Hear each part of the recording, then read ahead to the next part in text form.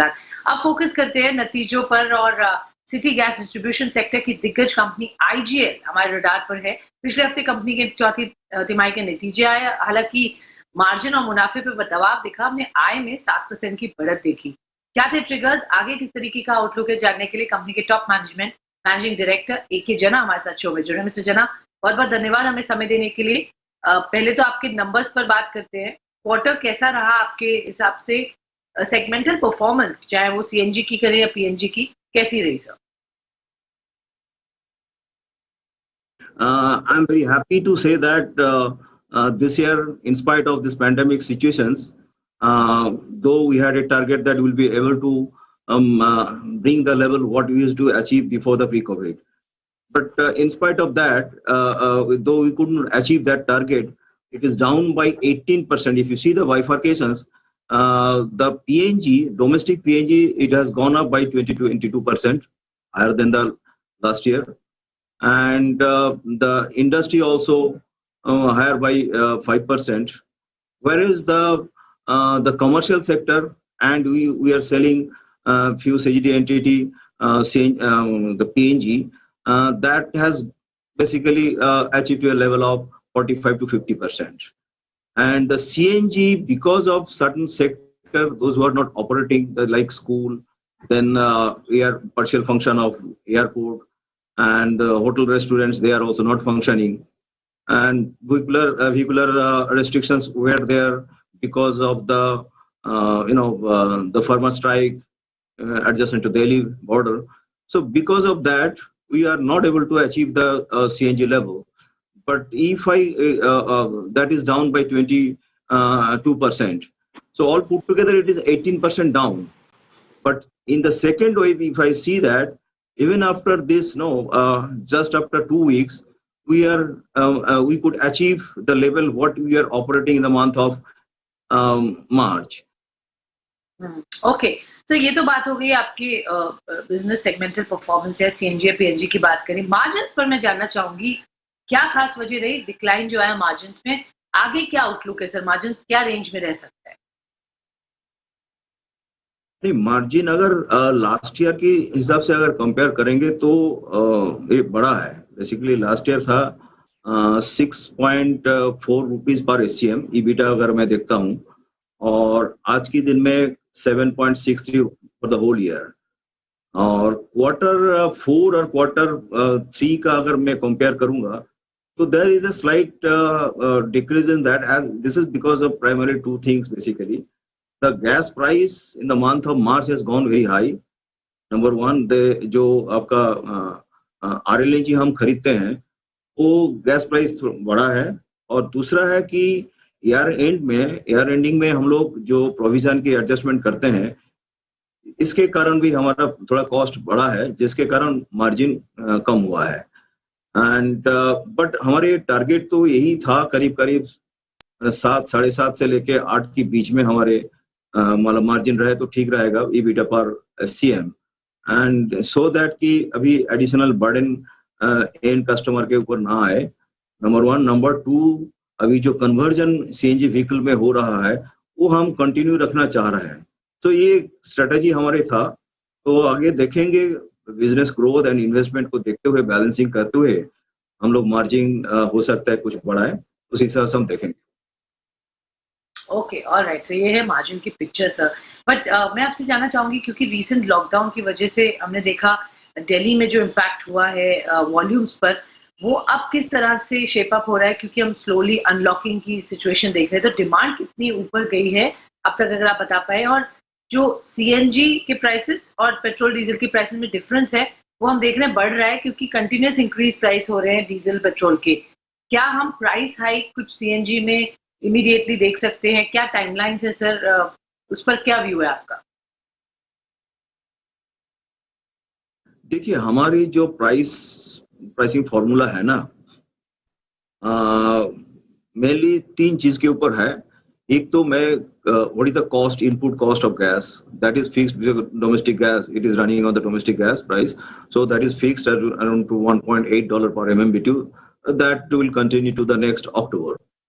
And the second one is that how much investment I am incurring for setting up new CNG station and creating infrastructure and work and investing in the new GAs. And the third thing is that operating expenses, and additionally, we are adopting some new technologies like digitizations. The other additional cost would be there, which will be as a part of supply and distributions cost. So keeping this thing balancing. And the fourth one, normally what we see that what is the price of the alternate fuel, though that is increasing, but today we are not very keen to increase, but still we'll be doing some balancing. If required, we'll be increasing because of this high investment, because of reducing the queue in the CNG stations and the investment in the new GS. So we'll be doing a balancing. Today I won't be able to tell you how much it would be there, but we'll take a call so that the growth of CNG should not be impacted by increasing the price. Okay, तो ये आपने जरूर indicate किया है कि price hike होने की यहाँ पर पॉसिबिलिटी है। कितना होगा, कब होगा, ये आप नहीं बता रहे, बट डेफिनेटली एक नीड यहाँ दिखती हुई नजर आ रही है जहाँ तक सीएनजी प्राइस हाइक की बात करें। सर, इसी बात से जुड़ा हुआ सवाल, कितने नए सीएनजी स्टेशन कंपनी ने Q4 में सेटअप किए हैं? क्या प्लान है पूरे साल का, जो आपने पहले बताया था? क्या you are sticking to that number? क्या कितना केपेक्स करेगी कंपनी? FY22 का ओवरऑल केपेक्स प्लान भी क्या है sir?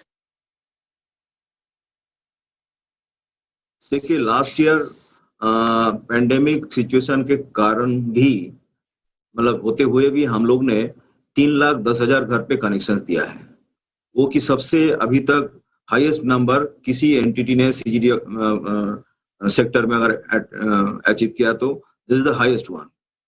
Then CNG station 60 CNG station हमने ऐड किया है।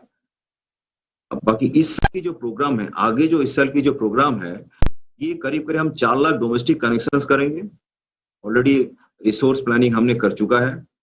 एंड लास्ट ईयर हमने करीब 1000 करोड़ रुपया इन्वेस्ट किया है, और इस साल हमारा प्लान है करीब 2000 करोड़ हम लोग स्पेंड करेंगे, जो कि नया जीए में करीब 40% और पुराना जीए में करीब 60% एक्सपेंडिचर प्रोपोर्शन रहेगा।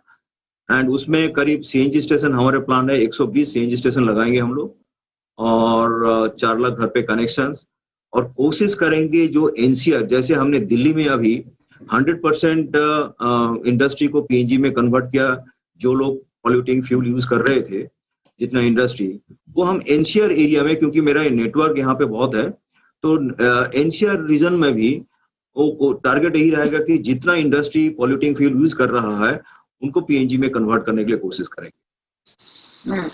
सर, एक सवाल बीपीसीएल से जुड़ा हुआ है, क्योंकि बीपीसीएल का 22.5% स्टेक है आपकी कंपनी में, और अब वो डिसइन्वेस्टमेंट के लिए तैयार है। बहुत जल्द उसका डिसइन्वेस्टमेंट होगा, नया ओनर आएगा। मैं जानना चाहूंगी क्या होगा उस स्टेक का? क्या पहले बिकेगा या नए ओनर आने के बाद रहेगा? आप क्या बता सकते हैं? बिकॉज सिग्निफिकेंट बड़ा चंक है इनका स्टेक का यहाँ पर आपकी कंपनी में।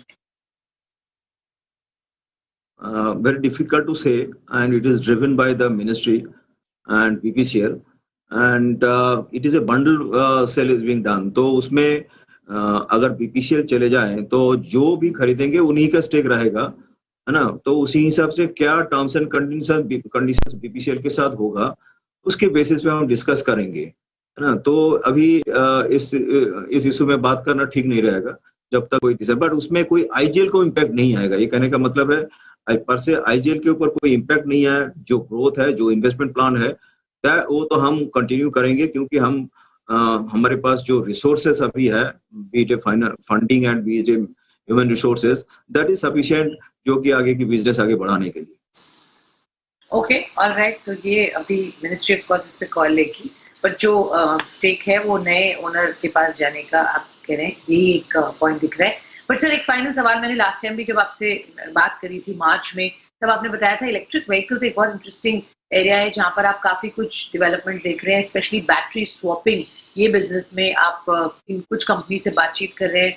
Also gas meter manufacturing unit लगाने की भी बात की, जिसके लिए आपने एक्सप्रेशन ऑफ इंटरेस्ट भी फ्लोट किया है। क्या एग्जैक्ट प्लान है सर, जहां तक गैस मीटर की बात करें या इलेक्ट्रिक व्हीकल्स में battery swapping? New business area के हिसाब से जो आपके साथ हमारे डिस्कशन हुआ था, उसमें हमने ईवीज के बारे में बात किया है, एंड हम लोग बहुत फाइनल स्टेज में है, और जुलाई महीना में ईवीज हो सकता है कि हम लोग बैटरी स्वैपिंग करने के लिए सोच रहे हैं, वो हम करेंगे इमीडिएटली। एंड थोड़ा सा मतलब जो एमओयू की पार्ट है जिसमें डिस्कशन चल रहा है, जैसे हो जाएगा तो आपसे भी डिस्कस कर लेंगे। बट हमारा ईवीज करने का प्लान है, करीब 50 से 100 स्टेशन पे हम बैटरी स्वैपिंग का एक्शन ले रहे हैं। और दूसरा था लॉन्ग हॉल ट्रांसपोर्ट, जो है कि हमने शुरुआत किया है देहरादून ट्रांसपोर्ट सेक्टर के साथ, जो कि एक बार फिल करने के बाद जब buses that can run more than 1000 kilometre, तो उससे हमको काफी मतलब इनफैक्ट उत्तराखंड गवर्नमेंट को बहुत ही अच्छा लगा है। तो दे आर ऑल्सो पुशिंग अस कि हम लोग दोनों मिलके अभी इसके ऊपर बढ़ाएंगे। पैरेलली हम अभी नियर बाई जितने स्टेट्स है, उत्तर प्रदेश है, देन हरियाणा है, पंजाब है, इन लोग के साथ हम डिस्कस कर रहे हैं। लॉन्ग हॉल बसेस को अगर हम सीएनजी में कन्वर्ट कर लेंगे तो ये मेरे लिए बड़ा रेवेन्यू सोर्स बनेगा। तीसरा पॉइंट था डीटीसी के साथ, आपके सब डिस्कशन हो रहा था कि हम लोग डिस्कस कर रहे थे। डीटीसी के साथ ने हम ये अगले 10 साल के लिए एग्रीमेंट साइन किया है। सो वो भी हमसे सीएनजी लेते रहेंगे। एंड जो हमने टारगेट अभी फिक्स किया है, अगले 3-4 साल के अंदर ये 7 मिलियन एमएमसीएमटी गैस को 10 मिलियन तक ले जाना है।